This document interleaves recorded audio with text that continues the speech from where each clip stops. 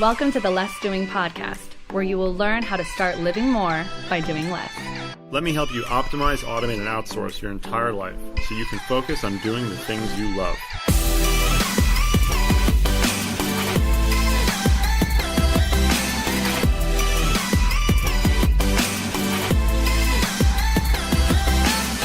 Now here's your host, Ari Meisel. So what's the colored brain? All right. Well, the colored brain basically is the brain's genetic ambiguity relief process. Okay. So what it does is, in order for you to get some kind of clarity, okay, there is a very specific process that requires the regulation of specific neurotransmitters. Okay. Now, in order for you to achieve that clarity, these different processes of the brain also have different effects on how you manifest and interpret all this information.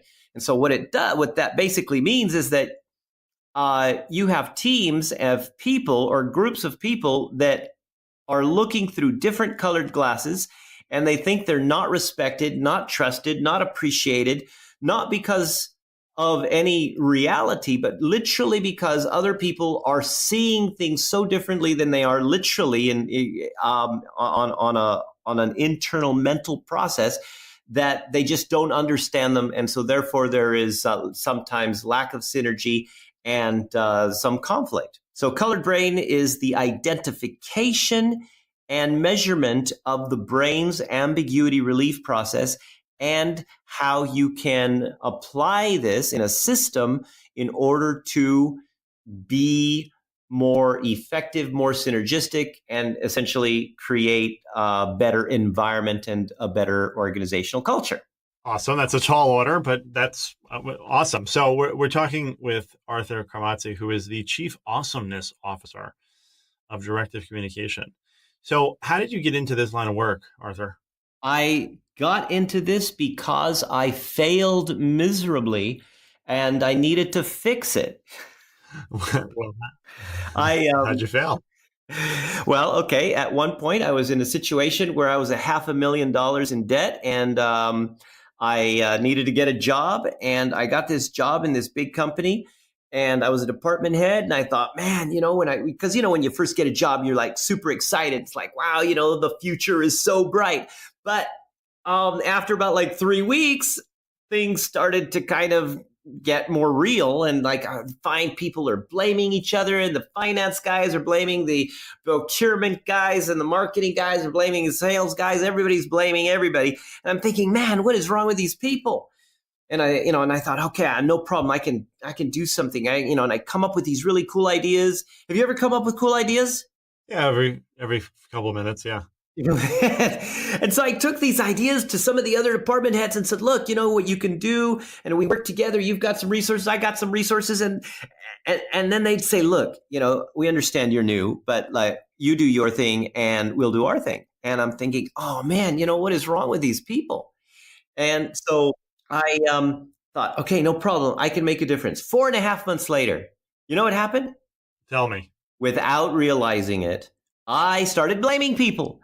I started, going, it's like, like the finance guys, these guys. And then people would come up to me and say, hey, Arthur, can you help me with this thing? I'd say, look, you do your thing. I'll do my thing. I got sucked into the culture. And the thing is that I was doing less work and I was less happy because I started to become an underachiever. I started to do a lot of busy work that wasn't really very efficient. And I became the person that gave up and didn't feel good about who I was, didn't feel good about my job, and life sucked. And because of that, one day I looked in the mirror and I thought, man, you suck. And I went and talked to these bad people, these other department heads that were making my life difficult. And I found out something completely unexpected. I found out that they were real human beings and that they also actually had real standards and wanted to do a lot of the same things that I did and wanted to have the teamwork and wanted to be good leaders. And yet they weren't. They had got sucked in to the environment, into the culture. And so I'm thinking, wow, okay, so it's not really the people, it's the environment that creates these people. I mean, have you ever, because myself, I looked at this as like, I am not the kind of person that does this. I'm a kind of person that goes out and I do things and I'm positive, and yet I wasn't, because of this environment. And so I started doing research on why this was happening. And so eventually, after about a year, I came up with the framework of what would later be called the Directive Communication Psychology body of work. And I ended up applying this, and between my department and a few others, and we ended up saving the company about $17,000 a week in wastage. So then, do you see that? And so, what kind of a company was this? Like, how many people were in the team? Well, okay, it's a multinational, and the company, which was based in Singapore at the time, had 1,800 plus people in it for that division. So then, do you see? I mean, I know this is kind of like a weird question. Well, not weird. It's like a loaded question. But do you see different kinds of culture and leadership issues at different levels and sizes of businesses, revenue-wise, team size-wise? I mean, there must be to some extent, but I imagine there's some sort of common thread too. Absolutely. Well, okay. I mean, the larger companies have the most difficult times, because most of them didn't start thinking about culture from the very beginning. So what ends up happening is that they don't, they let it just kind of unfold, and then eventually they have problems, which is why they call me. So I'm not complaining. But, smaller companies, these are the companies that really have the opportunity to really develop their culture, and, from the very beginning. So, you get, people that start with, maybe 20 people, and then they start moving up and they start growing and they start getting bigger. And eventually they don't recognize their own companies and the cultures that they have created accidentally. So then how can they be, I guess really more, how can smaller companies be really intentional about it? And how can bigger companies make sure that they continue to cultivate a proper culture? Well, all right. I mean, first of all, there's easy ways and then there's expensive ways. Okay. So fundamentally, it's got to be a bottom-up initiative, regardless of whether it's a small company or a big company. I mean, it's a lot easier to get 20 people to come up and say, "Hey, this is the culture we want," and put it all together, than a huge company with 30,000 people that says we want to have this kind of values and we want our people to be engaged and everything else, because they've got big problems to deal with. But if you create a bottom-up system, okay, like for example, the what we call our culture evolution process, they're able to really bring the people together to create an environment that supports their success in the process of achieving success for the company. But I mean, so is there some sort of practical measure though, really, in order to not only put that, like set up a structure for that, but also bringing in the right people to that environment that will fit in that culture? Okay. Yeah, and that's a very important factor. Is a lot of people do hire for competencies instead of cultural fit. And that's dangerous, because you can get some extremely competent people that will just destroy the morale in your team, and then you have a whole bunch of underperformers. So yeah, cultural fit is more important than competency. But let's just look at the fundamentals of culture change. The first thing you got to do is benchmark where you are. And you've got to find out, okay, where's the culture right now? So are you at the very bottom, which is what we call the blame culture, or somewhere in the middle, the live and let live culture, where there is complacency and people are just like, well, it's not broken. Why do we need to fix it? Or at the very top, which is the leadership and culture. And so as you if you're going to develop like that benchmark, okay, so there's a tool called the Culture Evolution Evaluation, which you can get at cultureevolution.com, and it gives you this foundation of where you are, and then you can measure as you improve. But the initiatives of how to improve, well, you've got different things to do. So one of the easiest ways is to gamify it. Okay. So first of all, understanding your communication processes, okay? Your colored brain, okay, which is the brain's ambiguity relief, okay? Who are the people that you're dealing with? Because your brain process has a major effect on trust. Okay, whether you trust or you respect people depends on whether they see that the way that you process and you do things, that your how is acceptable. Because sometimes people are so sure about their how that for them there's certain things to be done and certain ways to do it, and it's just absolute common sense. And if you're not doing it that way, you obviously must be wrong. And of course, this creates difficulties when people have a genetic disposition towards something else, and we call this brain racism. Well, that's a pretty good term. So what do we do about brain racism? Okay, well, brain racism essentially is when you are judging people by the color of their brain, literally. And it is because, sometimes, okay, let's say, for example, you have a chaotic processor, a green brain. Okay, so these people need to take action in order to get clarity. And then you have somebody, let's say, for example, a purple brain or a relational processor. With them, the more information they collect, it just kind of is related. So they don't need to take action. They need to get lots and lots and lots and lots of details in order to get clarity. So you got this guy, let's say that's the purple brain, as the manager asking the green brain to go ahead and create a detailed report. And then the green brain is going, oh my gosh, why am I wasting my time with all this stuff? It just, it makes absolutely no sense. And of course, he feels disrespected.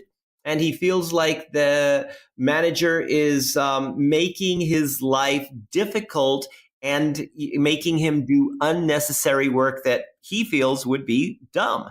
And vice versa. You got the green brain in the management position that says, hey, I need a report. Then this purple brain guy goes and he spends all this time to get all the details and makes it, really detailed and everything else. And the green brain looks at it, it's like, oh my gosh, why did you take so much time on this? Can you just give me a summary? And they don't even look at all this stuff. And, then people feel disrespected, undervalued, and that affects the culture itself. So how do you determine what color brain somebody is? Well, I mean, the easiest way for a layman to do it would be to go to coloredbrain.com and take the test. But of course, there's other ways you can do it just simply by listening to voice modulation and even just a standard communication when you're talking to people. So what color brain am I? I would guess, based on the very, very limited conversation we're having, is that you would probably be more red brain or linear process, which basically means you like structure, and you're the kind of person that gets clarity through finding or creating structure in things. Yeah, well, I didn't want to put you on the spot, but I mean, you nailed it, I think. So thank you. And what color brain are you? I'm chaotic processing. So for me, I get clarity through action. So this is where it's like, oh, squirrel. And, you start like going over here and doing stuff. And of course, in order to get, because green brains, for example, because you're action oriented, green brains actually make more mistakes than any other brain color. But they recover faster from their mistakes than any other brain color. And what ends up happening is that sometimes they even come up with better ideas than the original idea because they've made a mistake. And so sometimes, of course, because when they're making mistakes, nobody even realizes it because it's kind of a fast recovery. Red brains, on the other hand, okay, actually make the least mistakes of any other brain color. But if they do make a mistake, they take the longest to recover. It's because wait a minute, maybe the facts are wrong. Where did I go wrong? Got to start back at the beginning. How did this go wrong? So how would you and I what would you and I have to do in order to work together? Well, okay, first of all, you'd have to know what color brain I am, and I'd have to know what color brain you are. And of course, the easy way inside the colored brain system, I could just click on your picture and there's a little button that says additional insights, and it'll tell me what I should do to have better communication, better productivity, etc. with you, and vice versa. You could see me and you can, do the same thing with me. But just in general, okay, because I have chaotic processing, I am an action. I need to take action to get clarity, but it doesn't necessarily mean physical action all the time. So you could help me to be a little bit more grounded by asking me questions that are going to get me to take action in my head so that I can answer those questions and help you get clarity and me get clarity at the same time. Okay. Now, in this way also, I would be, because I'm, working towards getting clarity through action, I would actually help you to basically be more action oriented, and we would be able to synergize quite well, because you might kind of like wait on some stuff. It's like, wait a minute, it's not totally clear yet, and that may not be comfortable for you to move. But now when you're with me, okay, and I'm kind of like, hey, come on, let's do it, and I would be the buffer to help you to take action faster, and you would be the buffer to help me get clarity without screwing up. That's really cool. That's very, very cool. So what are your top 3 pieces of advice for people to be more effective? More effective. Okay. Well, I mean, based on, just what the lines that we've been talking about, the first thing is know your own colored brain. Once you know how you interpret information, how you process information, okay, that's going to help you to manage your expectations when you're dealing with other people. Okay, so that's the first.